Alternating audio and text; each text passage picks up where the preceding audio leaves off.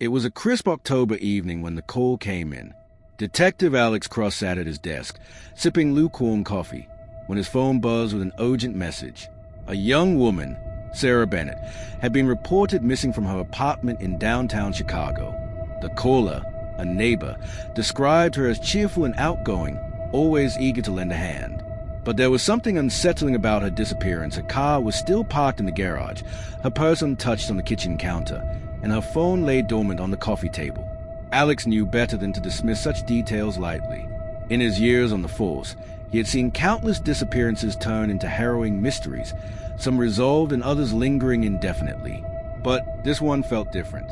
The lack of struggle, the untouched belongings, and the eerie sense of normalcy left a bitter taste in his mouth. As he arrived at the scene, the air seemed charged with an ominous energy, like the calm before a storm. The investigation began with a thorough sweep of Sarah's apartment. Forensic teams dusted for prints, collected DNA samples, and examined every inch of the space.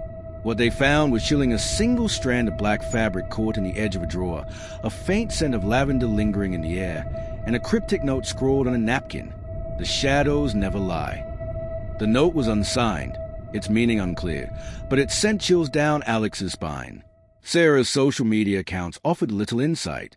Her posts were innocuous, filled with pictures of sunsets, coffee dates, and yoga classes.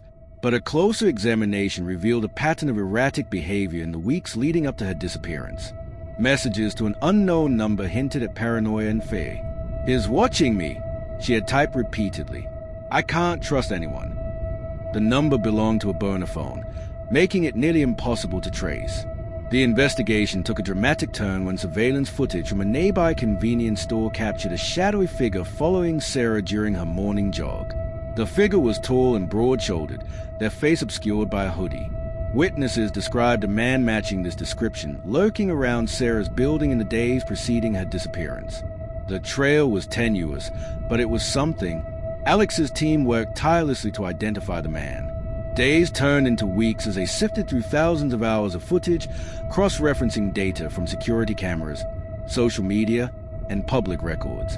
Then, a breakthrough came. A grainy image from a gas station camera matched the suspect to a man named Daniel Kane, a former military officer with a history of violent tendencies. Kane had been discharged under controversial circumstances, his discharge papers citing erratic behavior and a tendency toward aggression. The evidence against Kane was circumstantial but compelling. His car was found parked near Sarah's apartment complex, its interior littered with fibers matching the strand recovered from her apartment. His fingerprints were found on a discarded water bottle in a dumpster just blocks away. And worst of all, a witness came forward with a startling claim. They had seen Kane arguing with Sarah the night before she disappeared. The case became a national sensation, drawing attention from true crime enthusiasts and media outlets alike. Social media erupted with theories and accusations, with some even speculating that Kane might be part of a larger conspiracy. The pressure on Alex and his team mounted exponentially, but the closer they got, the more elusive the truth became. As the investigation deepened, new evidence emerged that suggested Kane might not be acting alone. A series of emails revealed connections to powerful individuals in politics, finance, and law enforcement.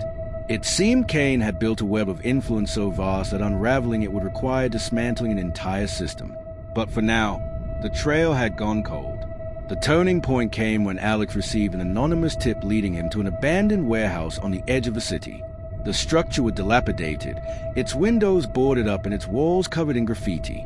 Inside, Alex found evidence of recent activity: footprints in the dust, empty coffee cups, and a laptop still plugged into the wall. On the screen was a single file labeled Final Report. It was a detailed account of Operation Shadowlight, detailing everything from illegal land acquisitions to money laundering schemes. But the pièce de résistance was a video file titled Evidence. When Alex played it, his stomach dropped. It was footage of Sarah, bound and gagged, sitting in a dimly lit room. Her eyes were wide with terror, her face streaked with tears. Beside her stood Kane, holding a knife. "You shouldn't have meddled, Sarah," he sneered. "Now you'll see what happens when people get in my way." The video cut off abruptly, leaving Alex reeling. He immediately called for backup, dispatching officers to search the area. But when they arrived, the warehouse was empty. No trace of Sarah, no sign of Kane. It was as if they had vanished into thin air. The case became a national sensation, drawing attention from true crime enthusiasts and media outlets alike. Social media exploded with theories, ranging from wild conspiracy claims to heartfelt pleas for a safe return. The pressure on Alex and his team was immense, but the more they investigated, the murkier the waters became. One breakthrough came when a forensic analyst discovered traces of a rare chemical compound in the dust at the warehouse. It matched samples found in another location, a remote cabin in the mountains. The cabin belonged to none other than Daniel Kane, whose fingerprints were all over the property. It was a solid lead, but when Alex and his team arrived, the cabin was deserted. All signs indicated that Kane had fled, but where? As the investigation dragged on, new evidence emerged that suggested Kane wasn't just a rogue operator. He was part of something far bigger, something that threatened the very fabric of society. But why had Sarah been targeted? And what did she know that could bring the entire operation crashing down?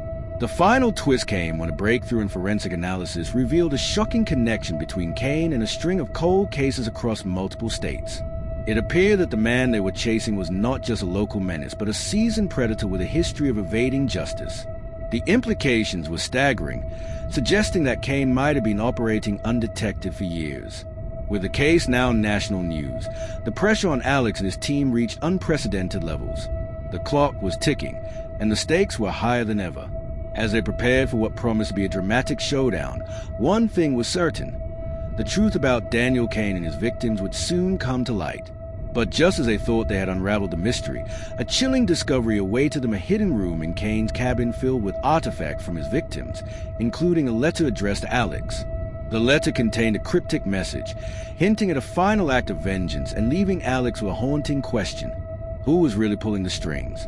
Detective Alex Cross sat in his dimly lit office, the letter from Daniel Kane still clutched in his hand. The message was cryptic, almost poetic, but its intent was clear: vengeance. Alex had spent hours trying to decipher the symbols and phrases, but every attempt ended in frustration. Whoever Kane was targeting, they were deeply embedded in his twisted web of deception. As Alex stared at the letter, a knock on the door interrupted his thoughts. It was Detective Maria Rodriguez, her expression tense. "We need to talk," she said, stepping inside and closing the door behind her. "I know you've been digging into Kane's past. I can't stop you, but I can warn you." Alex raised an eyebrow. "Warn me? About what?" Maria hesitated, glancing around the room as if expecting someone to overhear. "About Kane. He's not just a criminal mastermind. He's a puppeteer, and the strings he pulls aren't just for profit, they're for power. Absolute, unchecked power." Alex leaned back in his chair, crossing his arms. "Power over what? And why now? Why is he going after Sarah?" Maria sighed, running a hand through her hair. "Because she uncovered something. Something that could bring the whole system crashing down. Kane isn't just protecting himself. He's protecting the people who built this system. And they won't hesitate to eliminate anyone who gets in their way." Alex's heart raced. If Maria was telling the truth, then Sarah wasn't just a victim, it was a calculated move. But who was she protecting? And what did she know that could bring the entire operation crashing down? "Let's assume you're right," Alex said, leaning forward. "What do we do now?" Maria hesitated, glancing around the room again. "You need to find the person she was protecting. That's the key. Without them, you'll never understand what she uncovered." Alex nodded slowly, his mind racing. "All right, let's start with the people closest to her. Family, friends, colleagues." Maria shook her head. "Not yet. There's something else. Something she left behind." "What?" Alex asked, his curiosity piqued. "A file," Maria said, her voice barely above a whisper. "She uploaded it just before she disappeared. It's encrypted, but I think I know where the decryption key might be." Alex's pulse quickened. "Where?" Maria hesitated, glancing around the room again. "In the cabin, the one in the mountains. She left a clue there, something only she would know." Alex stood abruptly, grabbing his coat. "Then we go there." The drive to the cabin was long and treacherous, the road slick with rain. As they approached the isolated structure, Alex felt a chill run down his spine. The air was thick with tension, the kind that prickled at the back of your neck. When they arrived, the cabin looked abandoned, its windows boarded up and its walls covered in faded graffiti.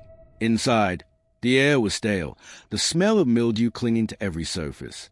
Alex and Maria split up, searching every inch of the cabin for any sign of the file.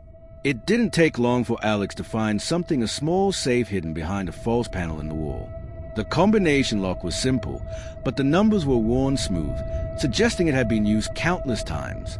Alex turned to Maria, who was examining a desk in the corner. "Got it," he said, spinning the dial until the lock clicked open. Inside the safe was a flash drive, its casing scratched and worn. Next to it was a piece of paper with a single sentence scrawled in Sarah's handwriting. "The truth lies in the shadows." Alex's heart sank. The phrase echoed the journal he had found earlier, the same cryptic message that had haunted him since the beginning. Whatever Sarah had uncovered, it was tied to something far deeper than anyone could imagine. Back at the station, Alex and Maria worked tirelessly to decrypt the file. Hours passed, each minute stretching into eternity. Finally, the software spat out a message. "Decryption successful. File ready for viewing." Alex pressed play, his breath catching in his throat as the screen lit up with a series of images and documents. They were horrifying evidence of illegal activities, forged documents, and transcripts of conversations. But then came the pièce de résistance, a video file labeled Final Revelation. Alex hesitated, his hand hovering over the play button. He glanced at Maria, who nodded grimly. "Play it," she said. The video opened with a grainy image of a man standing in a dimly lit room. His face was obscured, but his voice was unmistakable Daniel Kane. "Welcome, detective," he said, his tone dripping with malice. "You've been playing a dangerous game, poking your nose where it doesn't belong." The camera panned to reveal Sarah, bound and gagged in the corner.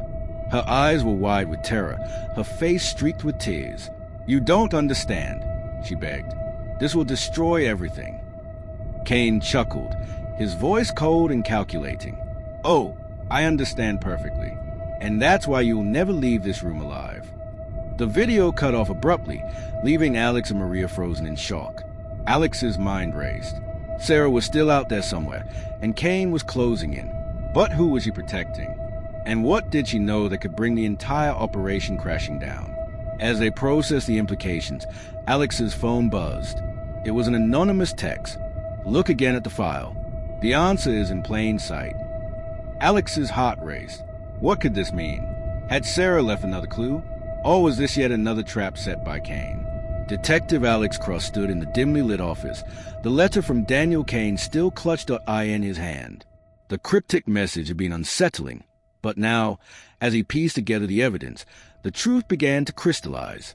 Sarah's disappearance was not just a random act of violence, it was part of a larger conspiracy, one that stretched far beyond confines of Chicago. The file Sarah had left behind held the key. Decrypted. It revealed a network of individuals involved in illegal activities, from money laundering to political manipulation. Each piece of evidence was meticulously documented, a testament to Sarah's bravery and determination. She had been trying to expose the truth, to shine a light on the shadows that had long concealed the truth.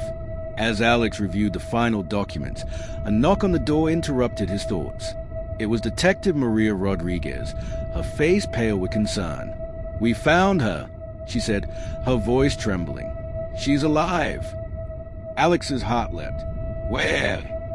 In an old asylum on the outskirts of the city, Maria continued. "She's injured, but stable. We've got a team en route." Relief flooded through Alex as he grabbed his coat. "Let's go." The drive to the asylum was tense, the rain pelleting against the windshield.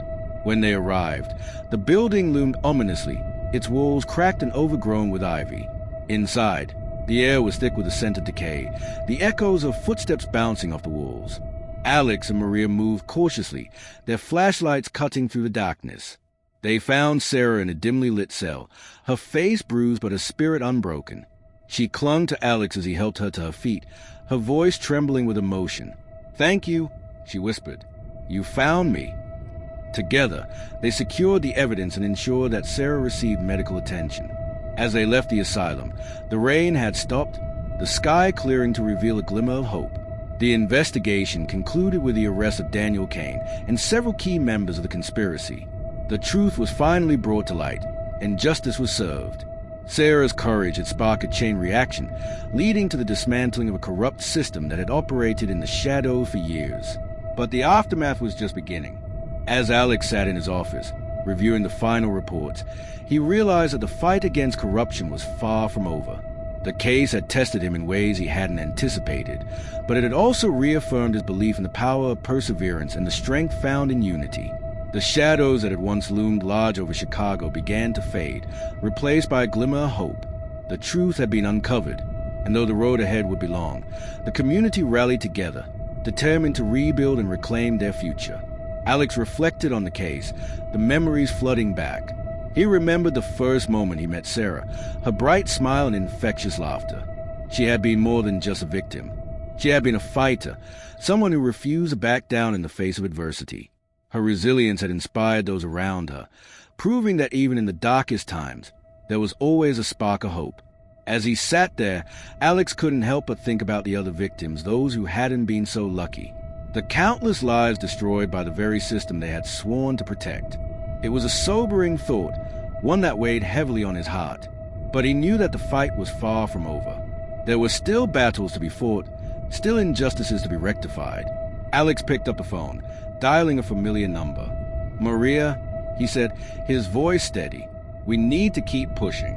We can't let this momentum die." Maria's voice came through the line, equally determined. "Absolutely. We've come too far to give up now." Together, they discussed the next steps.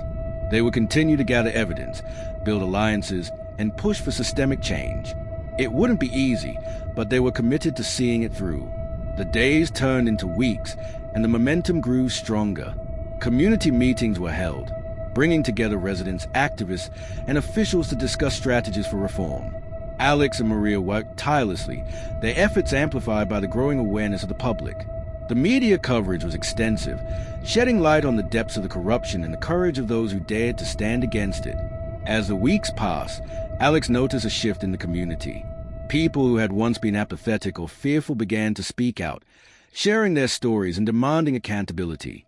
The once dormant voices of dissent grew louder, fueling a movement that was gaining traction. One evening, as Alex walked through the park, he encountered a young woman. She approached him shyly, her eyes filled with gratitude. "Thank you," she said, "for everything you've done, for believing in us." Alex smiled, touched by her sincerity. "It's not just me," he replied. "It's all of us. Together, we can make a difference." The movement spread, reaching beyond Chicago to cities across the nation. Influential figures began to take notice, lending their support to the cause. Political leaders were pressured to address the issues, promising reforms and transparency. It wasn't a quick fix, but it was a start. Alex returned to his office, the weight of responsibility settling on his shoulders. He knew that the fight would continue, that the shadows would always try to creep back in. But he also knew that as long as there were people willing to stand up, to fight back, the light would always prevail. The case had been a turning point, a catalyst for change. It had shown that even in the darkest times, there was always a way forward. The truth had been uncovered, and though the scars would linger, the community was healing. As Alex sat at his desk, the files neatly stacked, he allowed himself a moment of reflection. The journey had been long and arduous, but it had been worth it.